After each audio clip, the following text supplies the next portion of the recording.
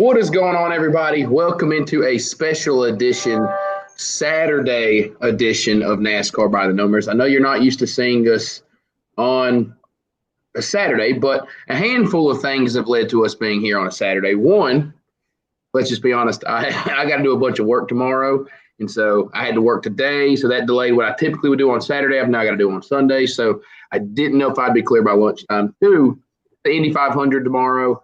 It's going to be a lot of racing tomorrow between Indy and Dover 2 and all that kind of stuff. So we figured we would kind of come to a meeting here on Saturday. Armany's finally free.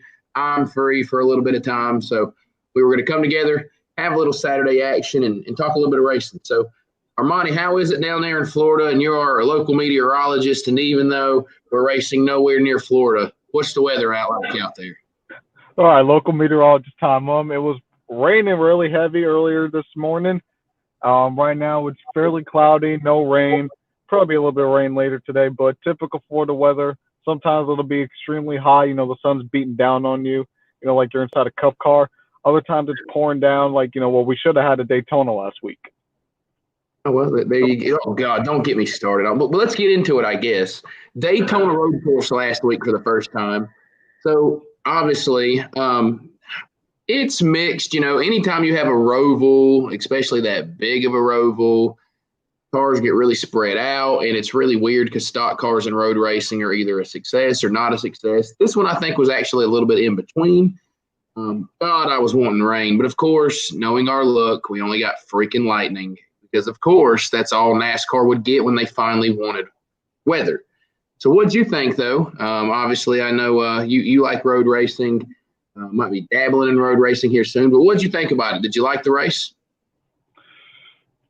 It's weird because I don't know how I feel about it because I think just because the track, this is like a 3.6 mile long road course. Right. So the cars are going to get really strung out. It's very technical. It's obviously the first time a lot of these Cup guys have been on the track, but I'm really conflicted on it. You had a lot of good passing zones, et cetera, but just because the cars get strung out so much, regularly you would see 10-second leads on the norm. Like Chase Elliott, I think his highest lead was like 10 or 11 seconds. So Hamlin said that there was passing opportunities, which I'm not doubting there were, but I'm really on the fence. There was really good racing, but at the same time, sometimes the racing can be really strung out. I thought it was a tad bit better than the Xfinity race, just because the cars seemed to they'd be a little bit closer, and it wasn't that much of a carnage fest. So I'm on the fence. I don't know if I'd like to see the road course, maybe for an exhibition, or maybe an all-star race or something. But as for a points-paying race, I'm on the fence. If they were to replace it with, let's say, the Coke 0400, if they were to replace it, I wouldn't be too mad, but I'm on the fence. I'm not 100% sure if I like it or not. I have to definitely agree with replacing the 400. It's one of those deals where I'm in a similar boat. I kind of don't know how to think about it. I think we all fell into what exactly I said we were falling into the day before the race and the day of the race, is that we all kind of created this imagery in our head that this is going to be Xfinity Series at Montreal, and it's going to be wild and bumping and banging and entanglements, since that's the word now, everywhere. And it just wasn't the case. It's too big of a track to do that. The way these cars race, they don't do that anymore. And let's be honest, the way the field is really, there's so many Cup guys that are they're really, really good at road course racing.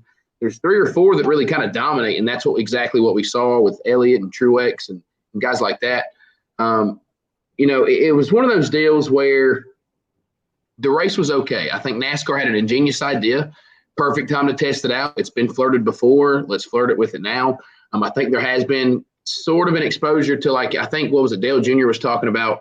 I don't know if I want to see the clash here anymore, because the race was with 40 cars. Now put 15 cars on the track. It's kind of rough. You know what I mean? So I'm in the fence where if NASCAR says it's going to be on the schedule next year moving forward, perfectly fine with that. But if they try to replace one of the plate races, then I will be pissed off.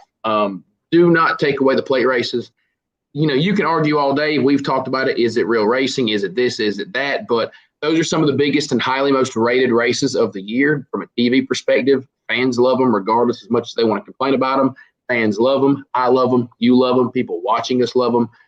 You don't take that away from Daytona just for a road course race. And I'm going to be honest, part of me, it diminishes the value of Daytona. Daytona is not just the Daytona 500 and a road course. And it can be all three. I have no problem with 3 dates at Daytona. It's one of the homes of NASCAR. Perfectly fine. But I'm similar to you. I wasn't overly thrilled about it. Even though my guy won, I wasn't overly bummed about it. I mean, it was a good race. It was fair. It's had its moments. I think it just highlighted how freaking good the Cup guys are. The best race of the weekend was by far the Xfinity Series race, and we can thank Mike Armany Racing for that. Front row, all of them. So I guess we've sort of answered our own question, because I was going to ask, do you want to see this place again? And I think me and you are pretty similar. If they say it's on the schedule, great. If they say it's not on the schedule, it's whatever. Yeah. Going back to the Clash, I don't know how they're going to make the Clash any better. I don't know if they can somehow make it like the road course smaller. Like I said, 15 to 20 cars on that 3.6 mile track.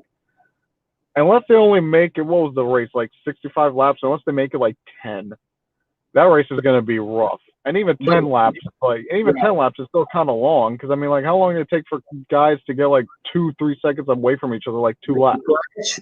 Clash needs to be exactly what Dale Jr. says it needs to be. And as much as I don't want to shorten the race, I have more faith in what Junior's saying than what I believe sometimes. So it needs to be on the oval.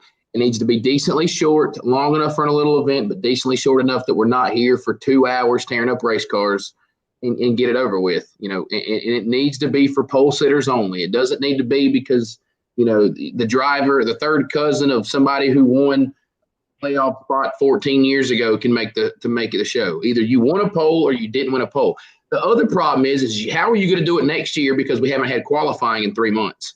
So that's something that, we'll probably see just playoff drivers make it, which I guess is a decent caveat. If you're a playoff driver, you get to be in the Clash, which would give us 16 cars. But, still, it's going to be a hard push next year, especially put that on the road course. But, again, decent little race, nothing over thrilling, nothing overly disappointing. It kind of is what I figured it was going to be. A little bit calmer than I thought it was going to be, but, at the end of the day, it is what it is. So, moving forward, obviously Daytona played a little bit of a role in the road course racing, but we have a doubleheader. Obviously, they're going to be racing here in a little less than 2 hours from Dover. Unfortunately, I'll be missing that race because I have to go work at my local dirt track, and we have a very big night of racing tonight there, so that's going to be fun. But figured we would talk a little bit of playoffs. It's been a couple of weeks since we've actually updated people, and me and you will probably be looking at this from pretty much the rest of the year, whether it's the playoff bubble, which obviously after this weekend we've only got 1 race left. Sucks. I'm probably going to miss Daytona, the one race I did not want to miss, especially because literally everything that is on the line for Daytona next week is going to be a freaking madhouse. But of course, I'll probably have to miss it because I'll be at the track. We're having open wheel modifieds. I've never got to see them run, so we will see. I'm going to say this. Much as I love working my local short track, Mother Nature, if by any chance you want it to freaking rain, it can be next Saturday night in Lawrence, South Carolina, because I do not want to miss Daytona. But worst case, me and Armani, we probably won't be able to tell you our picks ahead of time. But next Sunday, we will probably be talking about the playoff field. I didn't even think about it. We might have to already make playoff predictions by next week. Ooh, you're right.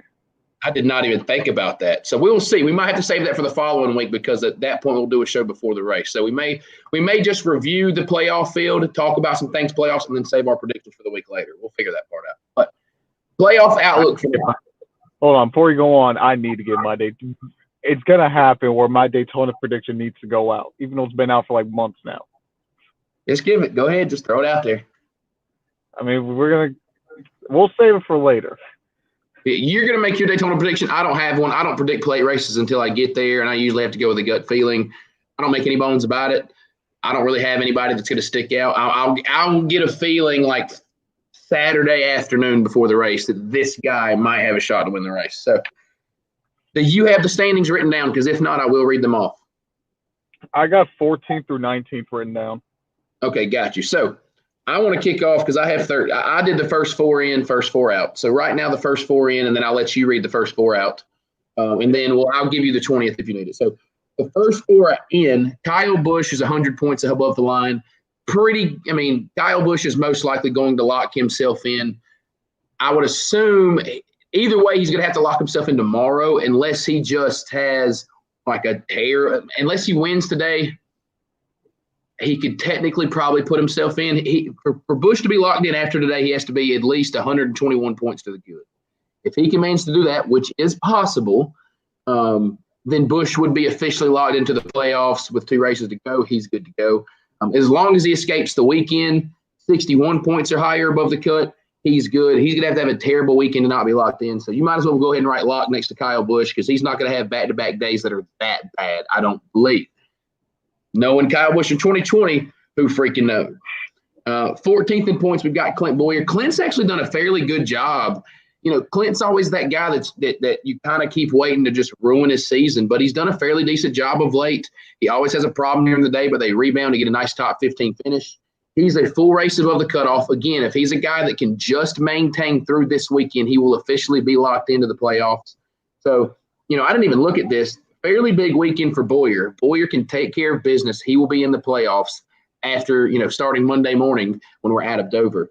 Then we got Matt DiBenedetto. He's 44 points above the cut. William Byron is 16th, 25 points above the cut. So 25-point margin right now from William Byron. If you really look at it, and I didn't think about this, but someone randomly tweeted me Tuesday or Wednesday, and they were like, Matt DiBenedetto and Byron cannot afford to have a DNF, and I just didn't think about it. This weekend is so huge for those two teams. Again, they're in a situation where for DiBenedetto, if things were to magically go right and somebody like a Jimmie Johnson or Eric Jones, who we'll talk about in a minute, they have a rough week. In theory, the 21 car could lock themselves in this weekend. I don't see it happening, obviously, unless he wins, because he's going to have to gain at least 17 points to do that. But they could not afford to wreck. If the 21 or 24 car wrecks this weekend in either race, they could really be in trouble, especially if they have problems in both races. So, again, just to recap, Kyle Busch, 100 points above. Clint Bowyer, 66 points above. Matt DiBenedetto, 44 points to the good. William Byron, the last man in right now, who everybody is chapping his ass right now for that last spot, 25 points above the cut. Armani, tell us who is below the cut trying to make sure the 24 car slips up in the next 3 races. All right, starting on the 17th, the first guy out is Jimmie Johnson, minus 25. I thought they were minus 26, actually. It's 25. I double-checked it. Okay, so he's minus 25. So I wrote down here on my notes, like where they finished at Daytona, because that really plays into why. Because remember, last week the standings were very, very similar. They haven't really changed at all, especially because Jimmie finished top 5. Things William Byron also finished top 10, and also Clint Bowyer. And they also collected stage points, more so than Jimmie Johnson. So that's why even though Jimmie Johnson got his first top 10 since Martinsville and his first top 5 since Bristol, it hasn't really changed nothing in terms of the playoff grid. God, same thing with Eric Jones. Yep, that long. God, no wonder he fell out of the postseason. Well, he's had such bad luck.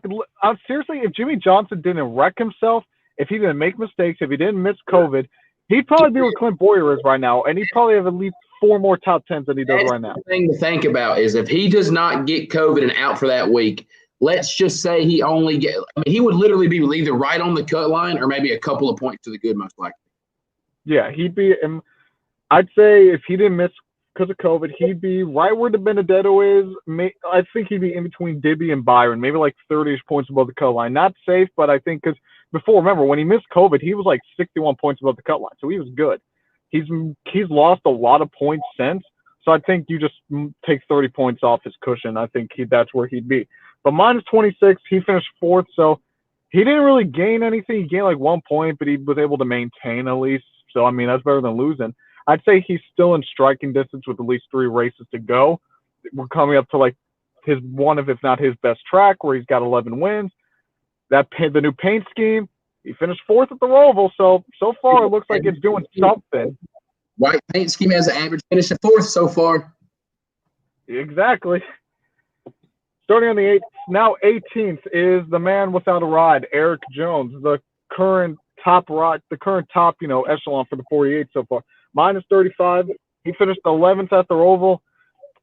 Eric Jones, it's weird because I really expected that team to just start turning it on eventually. They haven't. They've just been bad, and I don't know. I don't know what Eric Jones. I don't know what Eric Jones is gonna do. He's gonna have to run top 5, I believe, all 3 of these races. If he doesn't run top 5 or win, I'd say he's done. I'd say he's not going to make the playoffs, which that's going to look really, really bad on his resume. In my opinion, it's going to look really bad on his resume. If the 20 car does not make the playoffs, I don't think it's going to be as bad as Suarez or Yaley, but that's going to, especially because, Jones is kind of weird because everyone wants to give him flack compared to his teammates. Remember, his teammates are future Hall of Famers. You got 3-time Daytona 500 champion Denny Hamlin, 2-time Cup champion Kyle Busch, and 2017 champ Mark Truex Jr. Eric Jones in his 4th year is never going to perform up to those levels. However, to be 18th on the grid, 35 points below the cut line with 3 races to go, that's not a good look. So they're going to need to pull something out of their ass, if you ask me, if they want to make it. I really appreciate Jimmie Johnson just setting the standard that the 48 car doesn't have to make the playoffs. So then Eric Jones can continue to do that. Okay, listen here. Okay, 19th in points. Who you got? 19th in points. Pretty much, in my opinion, unfortunately, he's taken himself out of the points picture. In my opinion, it's Tyler Reddick, minus 57 points below the cut line. Really, ever since Texas, where he finished runner-up to his teammate, he just has been bad. And it's not even because of bad luck. That team has just been running poor. Michigan, I believe, both races, they finished sub-20th. The Roval, the Road Course, he finished 18th. That's the same thing. Road Course, he finished P18. Like I said, they just been bleeding points. They're gonna need a good run. They're gonna have to run top 10, I believe, all 3 of these races if they want a shot. But in my opinion, I think if Reddick wants to make it, he's gonna have to win one of these races, which he's shown that he at least is capable of at least putting himself in that position. We saw with Homestead, we saw with Texas. If you remember that when the last lap is actually happening, he's capable of putting himself in that position. Now, we haven't seen where he's actually able to make that charge and actually, compete for the win. But if he can put himself in a position where he has a shot to win, I think that Tyler Reddick has a great shot. And plus, I'd like to see Reddick make it just because I don't want Cole Custer just automatically be handed Rookie of the Year after, being like 22nd in points all year. No offense to Cole Custer, but I've tried to tell people that. I said, people are talking about the Rookie of the Year. I said, the Rookie of the Year award, the way they award it, is the dumbest decision they've ever made. Cole Custer is assuming that nothing happens over the next 2 weekends. Cole Custer is already your Rookie of the Year no matter what happens the rest of the year. The dumbest thing NASCAR has ever done. Well, I can't say the dumbest ever because they've made some questionables, but very bad decision by NASCAR. So I agree with that. Did you say you do or do not have 20th? I don't have 20th. So 20th is another guy that you would be cheering for, in a sense, for Rookie of the Year would be Christopher Bell. That team has actually made a very late push to at least be in the conversation, even though they're not really in the conversation. They're like over 2 races out. They're 146 points out. They're going to have to win, no matter which way you cut it. The thing is that team has gotten faster. The 95 team has looked better.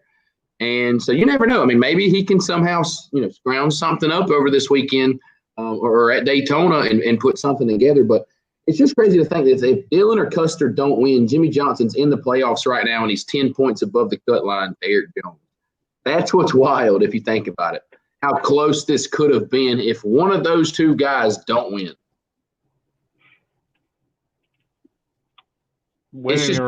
It's just Jimmie Johnson luck, but, we'll see how it goes. I think Jimmy's going to have to win at this point. Technically he doesn't have to. I mean, you've got to beat the 24 gar by, you might as well say 9 points a race. It's really eight and a third points a week, but we don't do third points. So beat them by 9 points every single week.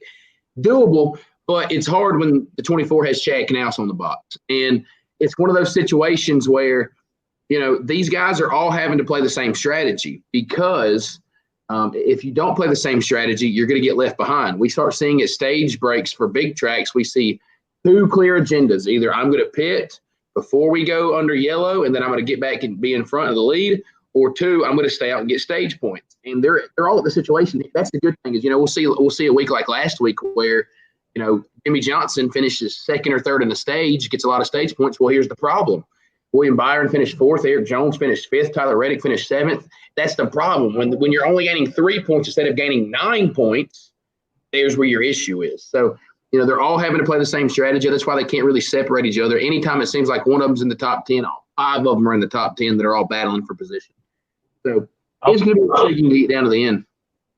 I'll say this about Jimmie Johnson. I think he's in a better position than William Byron. Let me explain why. Number one, I'd rather be on the outside looking in, because here's why. Especially with kind of like William Byron has a decent little cushion. With how inexperienced William Byron, remember, William Byron has 0 top 5s this year.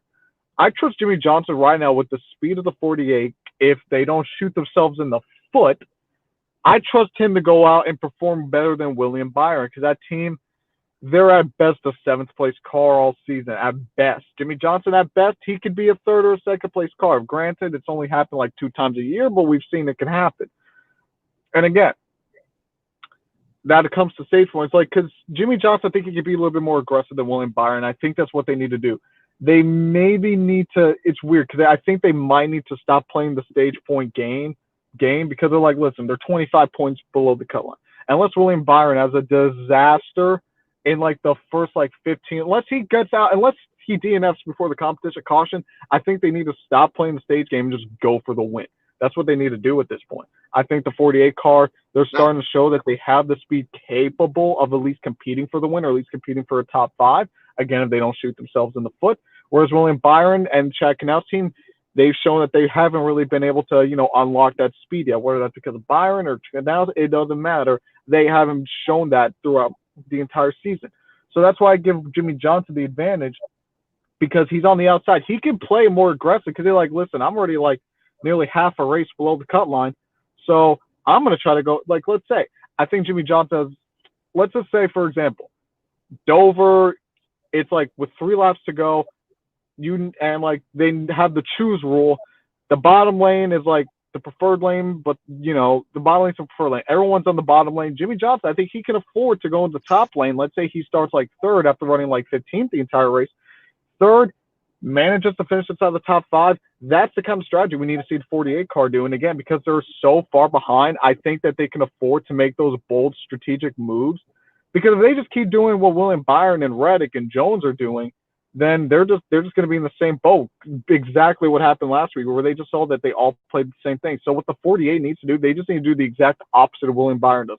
If they go for stage points, they screw the stage points, we're going for the end. If Byron says we're going for the end, John says screw it, we're going for the stage points. That's what the 48 needs to do, in my opinion, in order to make it, just because I believe that they are better than the 24, and they just need to, because I think that they can close that gap, that 25-point gap. They just need to be way more aggressive than just doing the same thing and only being 2 spots ahead of them. Right. I think, honestly, too, the 48's been better. Here's the thing, is I think for the race today on Saturday, you've got to still play it the same old way. And I think you want to test out what kind of speed you've got. If you have winning speed, then, of course, you adjust your strategy throughout the day. And I think you just want to make sure today is going to be important. If you can run a safe strategy and gain 10 points, 8 to 10 points on the 24 car, then you're in a good spot. If you only gain 5 points or less or lose points, at that point, you already throw it out the window for the next 2 races. For tomorrow and for next Daytona, you're throwing it out the window anyways, because Daytona, if you're below the cut line, unless something happens early, screw stage points, you need to win the race. I think you play it calm at least the first stage or 2 today, because, if you catch somebody sleeping, having a bad day, there you go. I looked at it. So William Byron's average finish right now is a 16th place finish. In order for Jimmie to gain 9 points at the end of the day, just straight finishing, he would have to finish 7th. The problem is you have stage points. William Byron and team are pretty decent at scoring stage points, because Chad Knaus puts them in a good situation to score stage points. That's going to be the tricky part there, is Jimmie and team still need to score those stage points. If Jimmie can pick up 2 to 3 stage points more than the 24 car during the day, then now you only need to finish 5 or 6 positions ahead of the 24 car at the end of the day. And I think that's a lot more doable than finishing 9 positions ahead of the 48 car. It's not – usually you're going to see William Byron flow anywhere from 8th to 13th. Okay, well, that means Jimmie needs to float anywhere from 2nd to 9th in that kind of range. 2nd to 7th, we'll say that. Jimmie needs to get a solid top 10 finish. If he can do that, I feel confident in him gaining points on the 24 car. I don't think the 24 is going to all of a sudden gain speed the last 2 weekends of the season. They're not going to all of a sudden gain experience the last 2 weeks of the regular season. So I agree with you. I think Jimmie is better. I would take it calm today. Obviously, the race can change like that. To start the race, my strategy would be we are playing it safe in stage 1. We're going to see how stage 1 looks. If we're in a good position and we have fast speed, it goes out the window. We're trying to win this race. The same thing tomorrow. Jimmie Johnson is not going to win Daytona. If Jimmie Johnson is going to win his way into the playoffs, it will be either today or it will be tomorrow. In my opinion, that is it. I'm not saying Jimmie can't win Daytona, but Jimmie Johnson hasn't been some super speedway ace as of late. And, it just the odds of going into Daytona saying you have to win when another 20 guys are sitting there saying today is the day that you have to win is hard. This is Jimmie Johnson's best racetrack by far. Used to dominate this place. You could already circle and your prediction Jimmie Johnson. I didn't even let you finish asking the question. I'm already picking Jimmie Johnson for Dover. That's how it used to be. This is his last shot to win. He can point his way in. I'm not saying he can't point his way in, but Jimmie needs to focus on getting a win. This is his last shot to get a win before we start the playoffs. So I think you play it safe today, but if you realize you got speed, you go for it. He is going to start up in the top 10. Mind you, how important today is. If you run well today, you are going to start near the front tomorrow. That is something the 48 needs to remember is don't make a mistake battling for 4th. If I can finish 5th and start 3rd or 4th the next day, and the 24 car is still going to start 11th, 12th, wherever he's most likely going to be. Got to remember that. No, wait. Aren't they inverting the top 20? I don't remember if they're inverting it still. Maybe they are. I got to check into that. Yeah, they are inverting the top 20. So if he starts 5th, he's going to start if he finishes 5th, he's going to start 5th. The metrics is moving forward for single weekends. My apologies on that. So you're right on that. So invert. So throw out what I just said about the invert. But there you have it. It's going to be treacherous. And, you're always going to have guys like Eric Jones or Tyler Reddick who are just going to be going balls to the walls to try to win a race. So getting away from the playoffs, obviously the biggest race in the world is tomorrow, in my opinion. I'm a NASCAR guy. I've talked about this through and through. I think NASCAR is my premier motorsport that I love. But in my heart of hearts, there is no way to convince me that the Indy 500 is not the biggest race on the planet. The Daytona 500 is cool, but it's really only cool in America. Yes, other people do watch the Daytona 500, but there are people that grow up around the entire globe that want to race in the Indianapolis 500. It's been around for forever. It's such an honorable thing that you get to do. Even me, who hates milk, if I were to win, I would drink milk. All right? That's the thing. It's the biggest race in the world. So I told Armany, one of these days, me and him have got to go. I've never even been to an IndyCar race. I've never seen any kind of race in Indy. It is just such a spectacle. I cannot imagine being around 300,000, and yes, I said that correctly, 300,000 people that would typically be there in May, a Memorial Day weekend. That's the only thing is typically I'm going to the Coke 600, so I wouldn't be able to go to Indy. So, Armany, before we give our race picks and all that kind of stuff, what do you think about the Indy 500 and the respect you have for that race? All right, the Indianapolis 500, you hit the nail on that. It's the biggest race in the world. Maybe you can argue Monaco or Le Mans. Maybe Le Mans, Monaco, I believe, is more of a Formula One thing. Yep. Le Mans, I'd say maybe it's number 2 or number 3, but Le Mans, I don't know. I don't think it has as much prestige as the Indianapolis 500. Like I said, you got drivers from NASCAR, F1, sports cars, all around the globe, even dirt tracks. I think if they had the money, I'm pretty sure go-kart guys would go and try to compete in the Indianapolis 500. The prestige in that race is just can't fathom it. 300,000, more like nearly 400,000 people go to that race every single year. Not this year, but normally they around 400,000 people. It's the biggest sporting event in the world besides the Super Bowl, but just in terms of capacity wise. You can do nothing throughout your entire racing career, but if you win this one race, you're etched in just motorsports legacy, motorsports history. You'll be considered one of the greatest of all time just because of how prestigious this race is. Very true. And it's something that, there used to be that sort of mystique with the Daytona 500, and I think the Daytona 500 mystique has sort of died a little bit in a sense with how plate racing works and stuff these days. But that is something that still lives on with the Indy 500 is when you win the Indy 500, you are marked down in history. And, it is something that is so I probably won't ever be able to appreciate it until I go in person. I used to not have the appreciation for the Indy 500 like I do now. I've only really started watching it the last 3, 4, 5 years. I would always find out who won. I really wish, obviously circumstances suck. I'd really love to see a NASCAR guy represented in the Indy 500. It always gives me another reason to watch. But it'd be cool to see. I didn't even think about this. I forgot Cole Pern is an engineer, I believe, for Connor Daly. So there is a little bit of a NASCAR there.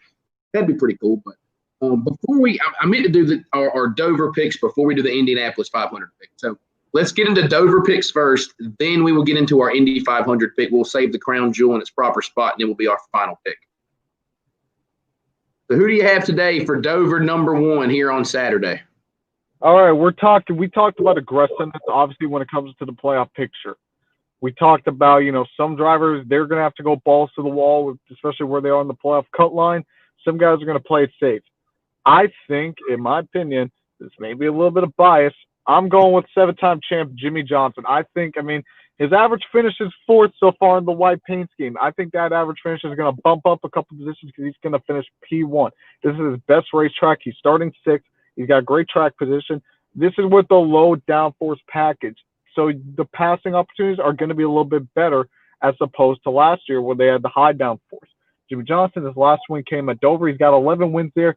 Even in bad seasons with Jimmie Johnson, you just can't you can't count out a guy who's won 11 times at this track. You just can't. Even if he's running 15th every week, even if he finished 18th of points, you just can't count out Jimmie Johnson on this track. They have the speed. I think they finally are going to figure out how to close this race together. They're going to put themselves in a position to win, and I think Jimmie Johnson is going to fully take advantage of it. I think you're wrong, but hey, that's just me. I'm going with – it's funny because we're both having to say maybe it's a little biased, even though I don't think it's biased. I'm going to pick Mr. Pole Sitter Chase Elliott, and here's why. Chase is very good at Dover. He's almost in a weird way kind of taking the torch from Jimmie Johnson at Dover. Not from like a bunch of wins. He only has 1 win at Dover, but every time he goes there, the 9-car runs very, very well. Also, great track position. Also, Chase Elliott is a very up and down driver, but when he's up, and when he's down, he's down. Very momentum driver. Big win last week, obviously, at the road course. Pretty dominant win if you really look at the final stage of that race. Hamlin was catching him, but no one really touched him for most part of that 3rd stage for the day. And Chase Elliott's the kind of guy, when that team gets rolling, they can get rolling for a few weeks. So I think one of his best racetracks, great track position, can't have any better track position starting P1. I would assume that means he gets to pick at what pit stall and stuff he wants.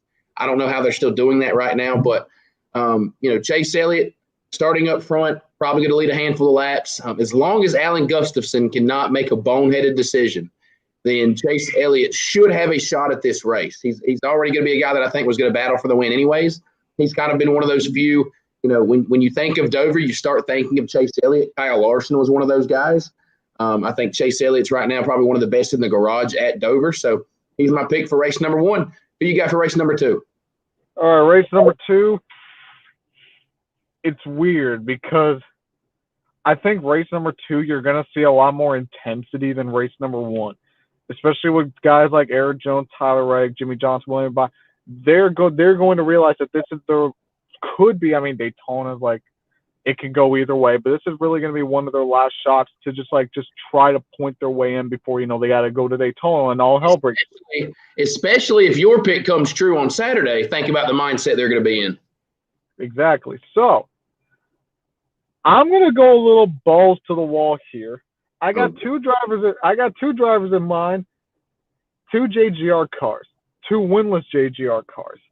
And I'm sorry, Dalton, I'm not going with your boy. I don't know, but I think Eric Jones might sneak one. I think he's going to sneak one out of Dover too. And then that'll really upset the playoff picture. Because then you got Byron out and DiBenedetto out. I don't know if I see that happen, but that would be absolutely nuts, and especially heading into Daytona at this point where the mean, the door's already wide open at Daytona. I don't think you can make Daytona any more wilder, but it definitely does throw a guy like DiBenedetto into the mix all of a sudden. So, I was thinking, would it not be a crazy situation since you picked him earlier? I was like, what would happen if Jimmie were to win back-to-back? Like, what if Jimmie somehow went winless for 3 years, wins back-to-back races? And the reason I posed the question is because my pick for Sunday is Jimmie Johnson breaks the winless streak, and tomorrow Jimmie Johnson wins at Dover. But I did remember this. Remember, this race is short. I think it's 301 laps or 300 laps compared to the 400, I believe. I think that's accurate. I think They're running races. 311, actually. Maybe 311. It is 311. I remember that now. I knew it was some wacky number. They should have just made it 300 laps, but, I'm not NASCAR. Just remember that. That will play a role into this race. But I think Jimmie Johnson, I just said, this is his last shot to win before the playoffs start, in my opinion. And I'm going to be honest. I have to, because I know the playoffs are so different this year, I'd have to look at it. Kind of a hot take here. This could be Jimmie Johnson's last chance to win a race, period. I mean, there are places we're going to go where he has had success, obviously, but no place we're going to the rest of the year is what Dover has been to Jimmie Johnson. So just got to remember that. So I think that could be huge in terms of just, my prediction from the beginning of the year, your prediction from the beginning of the year that Jimmie Johnson was eventually going to win a freaking race. We're still here. It's still middle August. He still has not done it. So my picks, Chase Elliott, Jimmie Johnson. Your picks, Jimmie Johnson, Eric Jones. But would it not absolutely be something if the 48 car went back-to-back?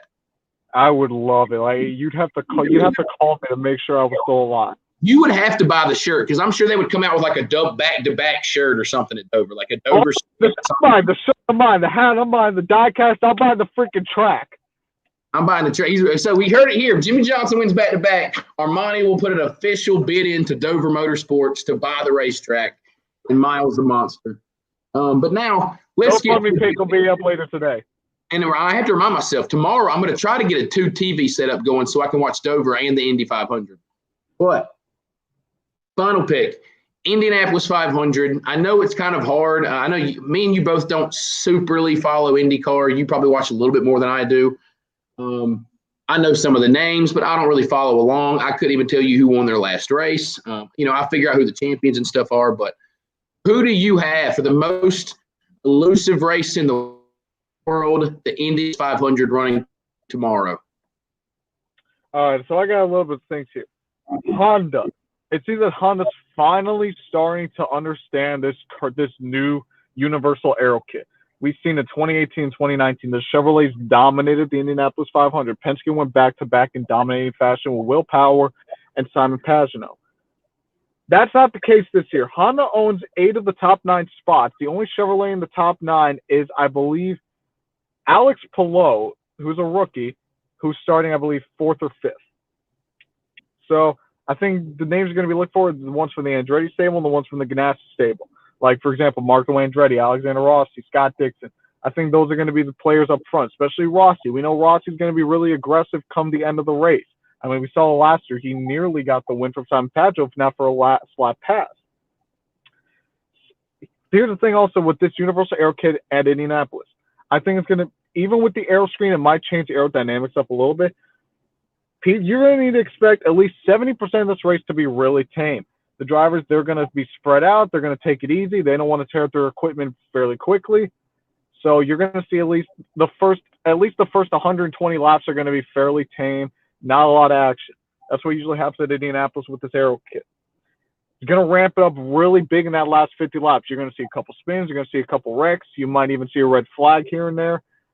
And then you're going to see maybe, don't be surprised if the top 3 finish with at least 2 seconds of one another. So I think track position is going to be really important in this race. I think Honda's momentum is going to keep up. I'm going to go with, I think, the Andretti curse. The infamous Andretti curse since 1969 is going to finally be broken. Marco Andretti is going to win his 3rd career IndyCar race, break the long winless streak of his own, and win Andretti's 2nd ever Indianapolis 500. I got you right there. So it's been interesting for me because, I'm not an IndyCar guy. I kind of scroll through the field, and there's names you always hear: Scott Dixon, Joseph Newgarden, Simon Pagenaud. Elio Castroneves, Tony Kanaan, guys that you know are going to battle and have a shot to win the race. You know, you got the NASCAR connection with Connor Daly and James Davison, who was literally at Daytona last week. So another kind of cool reason to pull for James Davison if you needed one. James Hinchcliffe is a guy that when he came on the Dale Jr. download, I would cheer for him to win. I'd be cool to see Hinch kind of do something. But when I'm in a situation like this, when I don't have a lot of experience and I don't watch it, I kind of go with what can I imagine the storyline being the following day? What can I picture in my crystal ball that doesn't really exist happening the next day? And part of that is I'm not going to lie. Part of it's impartial because it's kind of what do I want the story to be? And so here's what the headline is going to be tomorrow or Monday. It's going to say Marco ... Polo. The Andretti curse is dead. So me and you not talking about this at all. Pick the same driver. I think Marco Andretti. I just can see the headlines. Marco Andretti breaks the Andretti curse in such a weird year. And it's weird because, you know, everything that's happening this year, whether it's college football or this, it's almost like you want to put an asterisk, but there is no asterisk because it's the same exact race, just not in May. But would it not be something, the one year they do not run in May, that an Andretti wins it to break the curse? It just feels like it's built to happen. It's not on Memorial Day weekend. It's not in May, and the Andretti curse is broken. It just feels that way. The Indy 500 is built different this year. It's just built different this year. So me and you both having the same winning prediction, Marco Andretti to win the Indy 500. So now, it's been a longer show than I thought it would be. Really thought about that. But we're in our final segment. This is a fun segment, our talking segment. I'm sure Armany will enjoy this. So we simply pose the question to ourselves, where do we want to see Jimmie Johnson run post his NASCAR career? Jimmie has talked. He was on the Dale Jr. Download this past week. He's very open to running all sorts of races. NASCAR, IndyCar, sports cars, whatever else could be out there, Jimmie Johnson is open to run, which I really honestly would love to see become something. I think it maybe would be a cool reality series, a YouTube series. I think it would just be cool in general to really have a real-life Jimmie tracker to where, you know, 1 month he's running motocross, 1 month he's running a sports car, 1 month he's running a cup race, another month he's running an IndyCar. Right now, he's already talking about he could run 12 to 13 IndyCar races next year or the year after. I mean, he's talking about he could be all over the freaking place, just running race cars. So we figured, what are top 3 places we would like to see Jimmie Johnson run after his NASCAR career? So Armany, kick it off with your number 3. So obviously we're doing 3, 2, 1, 1 being the one we would most likely, or not most likely, but most want to see Jimmie run.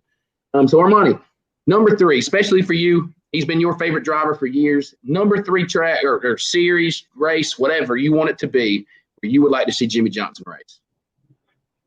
Jimmie Johnson reality TV star. Watch out, Angela Rock. All right, so number 3. I'm gonna pick 1 cup race, 1 IndyCar race, and 1 sports car race, just because that's realistically that's what I see happening. Number 3, I'm gonna go with Chicagoland Speedway. They didn't run this year, obviously because of the pandemic or what's going on in Chicago. And there's a lot of rumors on what can happen at Chicagoland Speedway. I believe they actually denied NASCAR's request to build warehouses near Chicagoland. So whatever the hell that means, I don't know. But Jimmie Johnson, here's a couple reasons why Chicagoland. He's still winless. There's 3 tracks that Jimmie Johnson's currently winless at, and pretty much all of them he has no shot at winning anymore unless he runs them all next year. He is still winless at the Chicagoland Speedway. He's had many shots of winning that race, but he just never got the chance. He just never sealed the deal. And a little fun fact, he is winless at this track, but this track is the track that he scored his only Xfinity Series win at. So it's kind of funny that in his mediocre Xfinity Series career, he could score one in Chicagoland, but not in his super successful Cup career. I don't know how the hell that works. I think Chicagoland, I would love to see him run Chicagoland. He always runs really well Chicagoland. He finished top 5 last year in his worst season. So I think Jimmie, if he's going to pick and choose, I think he's going to try to pick and choose tracks where I believe he's now won at, just so seal the deal there. So Chicagoland, I believe, is number 3 on my list. So before I even give my third one, I want to give my honorable mention. My honorable mention is V8 supercars. I think it would be really cool to see Jimmie go overseas in Australia or wherever the hell they run. I think it's Australia. And run. I think that would be a badass little race car for him to drive and go. And actually not far off from a stock car in terms of just like how they're kind of built. They handle a lot differently, obviously, but the general purpose of racing is sort of stock car-ish over there. But my number 3 on the list is I would like to see him go racing the stadium super trucks with Robbie Gordon. I think that takes him back to his roots. He was doing stuff like that. Obviously, him battling with Robbie Gordon would be a hell of a lot of fun. I just think it would be a really cool opportunity to just Jimmie have fun. Obviously, we wouldn't get to really see it on TV. You get to see a couple of their events on TV, and I'm sure there's other platforms you can go watch it on. But Stadium Super Trucks, I think, would be really cool. A lot of fun for Jimmie. Completely different style of racing, but also kind of take him back to his roots. So, that said, give me your number 2. Number 2, I'm going to go with IndyCar, and I'm going to go with the Long Beach Grand Prix. Here's why. It's his home track. It would essentially be his home track for IndyCar racing. He's from California, Long Beach Grand Prix. In a way, considered the second crown jewel of the IndyCar schedule besides the Indianapolis 500. Drivers actually would really want to compete in the Long Beach Grand Prix. It's promoted as a crown jewel, so therefore I treat it as a crown jewel for IndyCar racing. I think Jimmie Johnson, running an IndyCar race in the streets of Long Beach, I think it'd be really good. Obviously, it fits in this category, one to run road and street races.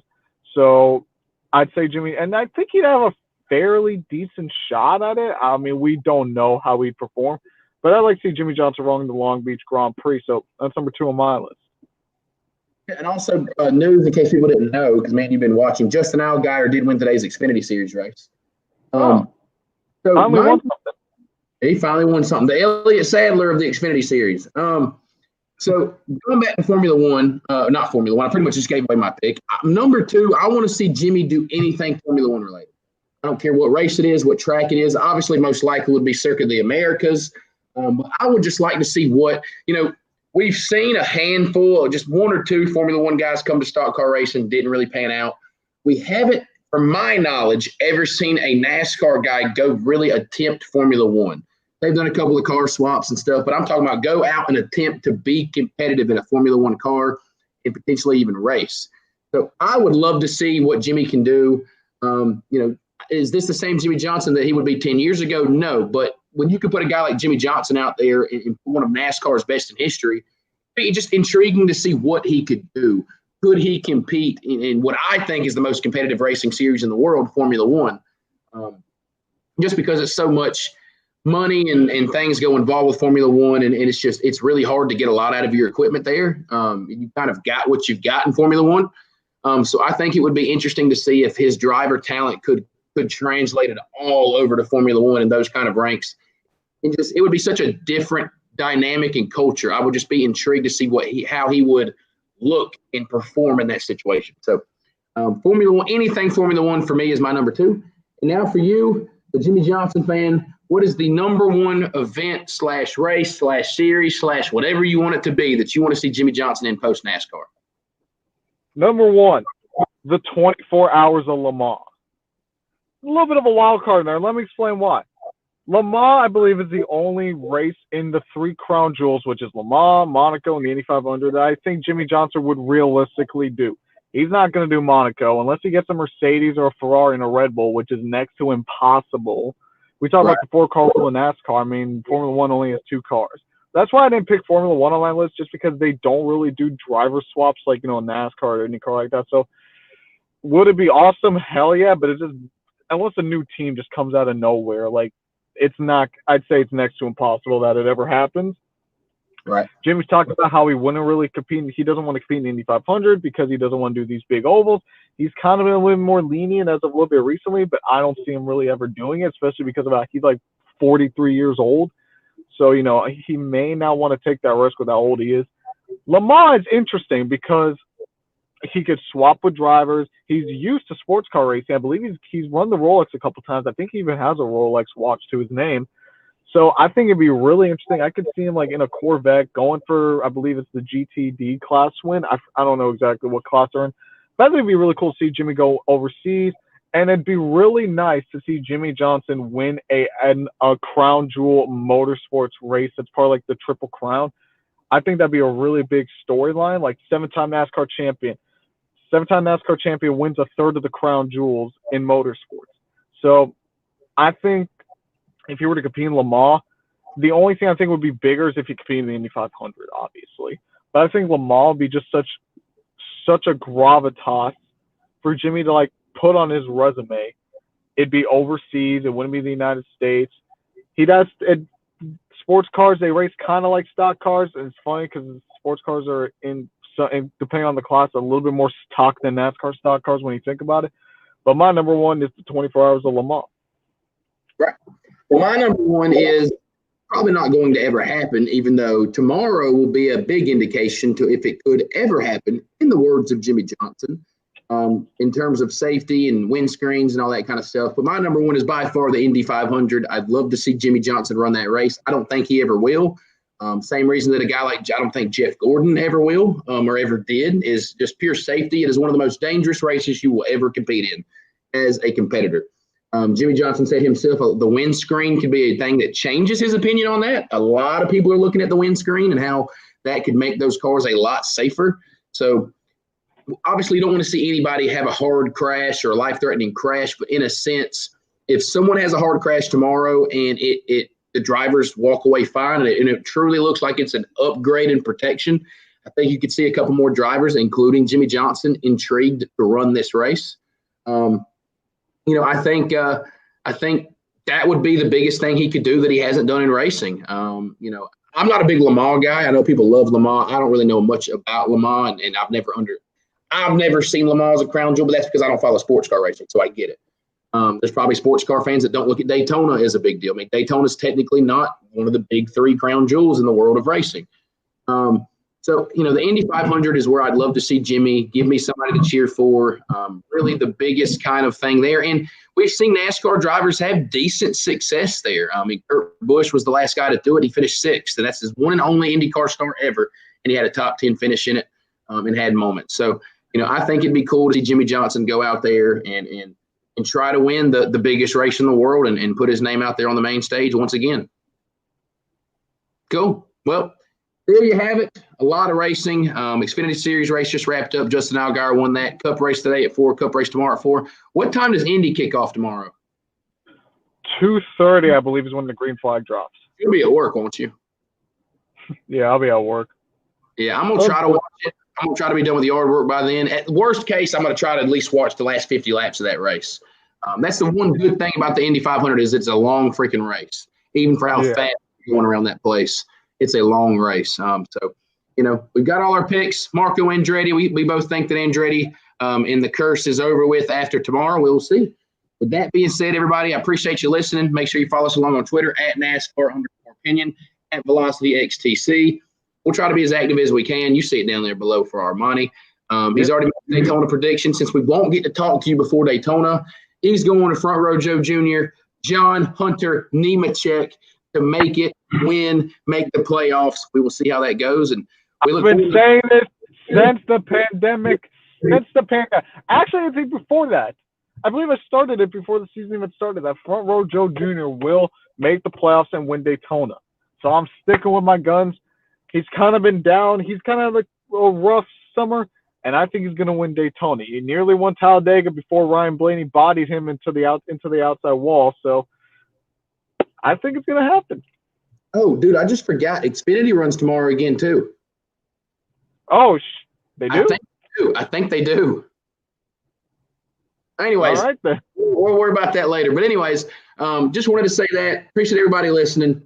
Good show, long show, fun show. A lot of racing tomorrow. Apparently, there's now 3 races on tomorrow. And is Formula One racing tomorrow? No, I believe they're taking this week off. 3 races tomorrow then. All right. God, if it would have been 4, it would have been wild. So appreciate everybody listening. Hope we'll see you. Just think next time we see you, we will know the 16 drivers racing for a championship. So with that said, we're going to roll out of here. And y'all enjoy y'all's Saturday. You enjoy y'all's weekend. Enjoy some racing. See you next time.